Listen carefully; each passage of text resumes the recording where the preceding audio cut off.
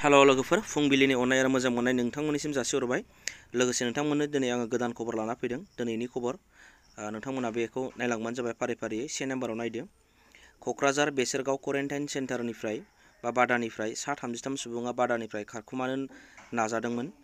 माने क'क्राझार क्वारेन्टाइन बेसरगाव होननाय जायगायाव दे, क'क्राझारनि आरो क'क्राझार डिस्ट्रिक्टनि बेवहाय माने 33 सुबुंफोरा माने माखासे जानाय आदार आरो माखासे जेनेबा बिसोरो जेबो फेसिलिटि मोनाखै होनना बुंदों क्वारेन्टाइन बादानिफ्राय। आरो बिथांमोना चेन्नाइनिफ्राय फैदों होननानै गावसोरो मिडियायाव बुंदों।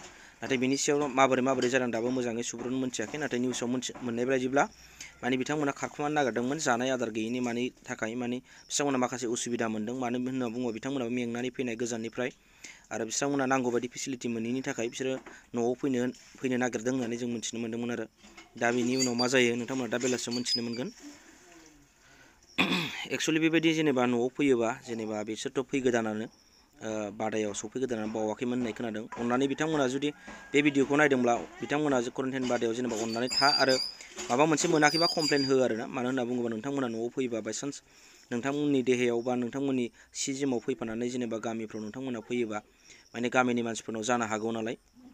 माने बियो मोनसे गिथाव आरो बे जोबोर बारदेरग्रा बेराम हिसाबै नोंथांमोना जेनेबा क्वारेन्टाइन बादायाव इन्डियाननि माखासे गाइडलाइन्स बा माबा होनाय बायदि नोंथांमोना थाबानो जाबाय आरोना। आरो 2 नाम्बाराव नाय, बिटिसिआव आनजाद होनाङालासे साख्रि होदों होनना निउस मिडियायाव दावरावनो।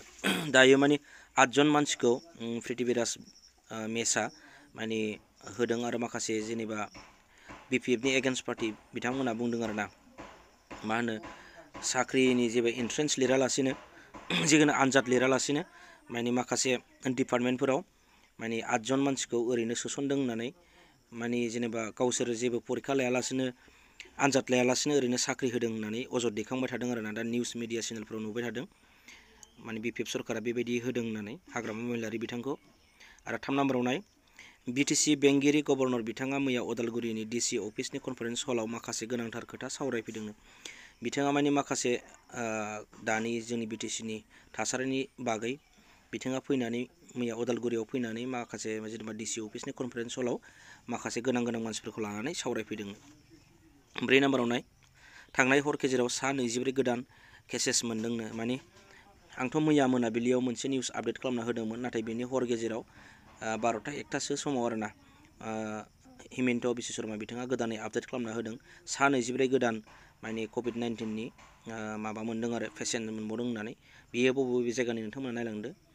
गवालपारानिफ्राय गवालपारानिफ्राय सा 11 जन, आरो नलबारिनिफ्राय 3, तिनसुकियानिफ्राय 3 आरो डिब्रुगड़निफ्राय 2,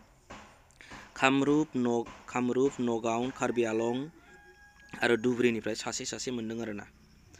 आरो दायो 5 नाम्बाराव नाय, आसामाव गासै सा 880 गाग्लोबजाबायनो दे। बेयो गाग्लोबजाबाय माने माजों? COVID-19 बा भाइरासजों।